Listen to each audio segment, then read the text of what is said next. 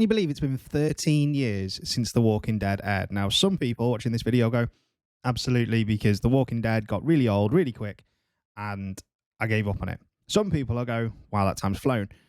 I'm in the middle of both camps because I actually gave up on The Walking Dead on my original watch through. I gave up around season 7, I think, and just couldn't bring myself to watch it anymore. I felt it become stale.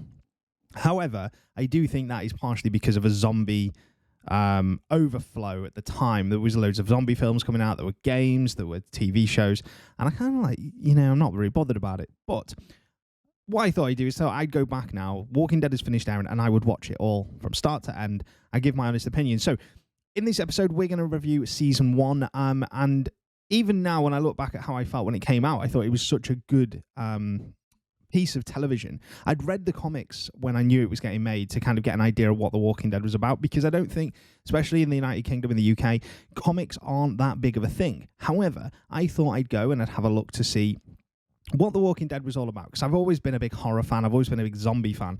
Some of the first zombie films I watched were things like Dawn of the Dead, the original Night of the Living Dead, that kind of thing. And then obviously you had films like The Crazies come out, which again kind of brought a new, the remake obviously, it kind of brought a new direction in the terms of what zombies could be.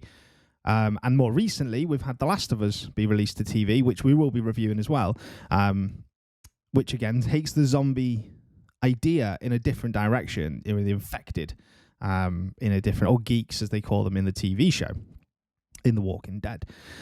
Now, what I liked about the Walking Dead is because it was such a good cast, and the best part of the casting for me was Michael Rooker as Mel. He was brilliant, even though he's only in that season 1 for a really short period of time. His hand, I think, is in the season for longer than he is. It was ingenious casting because it gave a little bit of star power to the show. The rest of the actors, John Berthel aside, especially in and Andrew Lincoln in the UK, probably aren't that or weren't that well known at the time. Andrew Lincoln obviously is a British actor, so he was really well known from films like Love Actually.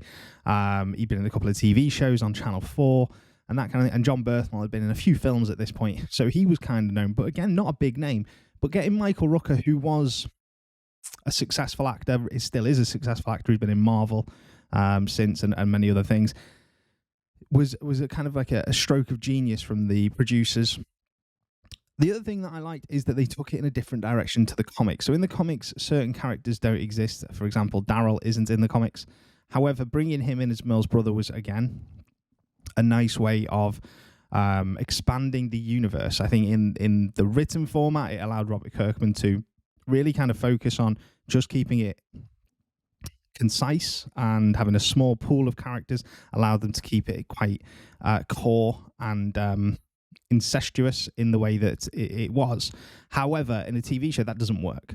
We've seen it with the likes of Z Nation, where you have the same couple of characters, and it just doesn't work for me. So being able to get somebody like Merle, to get Daryl into the show was again a really, really clever thing.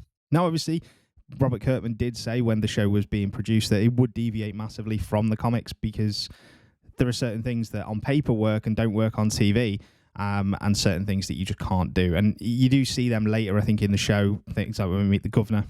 I think that's season 3 where we meet the governor. From memory, obviously I haven't got that far on my watch through yet.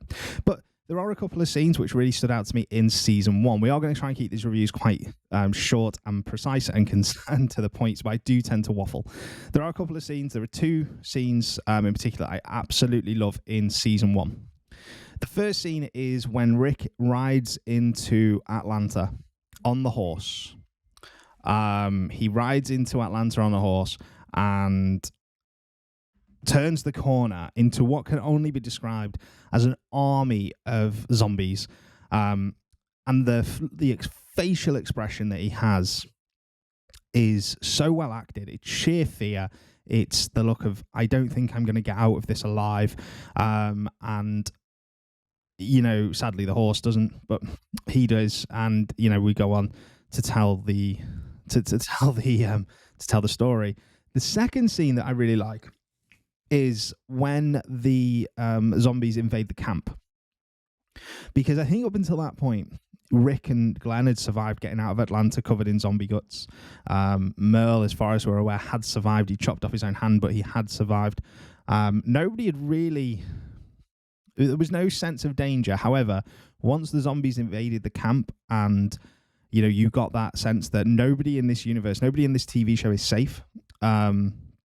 Anybody can die at any time. And some of those characters, they'd made and done storylines to make you like them. And then to kill them off so quickly, it really showed you a little bit like, I suppose, Game of Thrones did, that nobody was safe. Game of Thrones did it when they killed Sean Bean off in the first series, which obviously isn't the book, but they wanted you to know that nobody's safe. And I think Robert Kirkman and the producers wanted you to know that about this as well.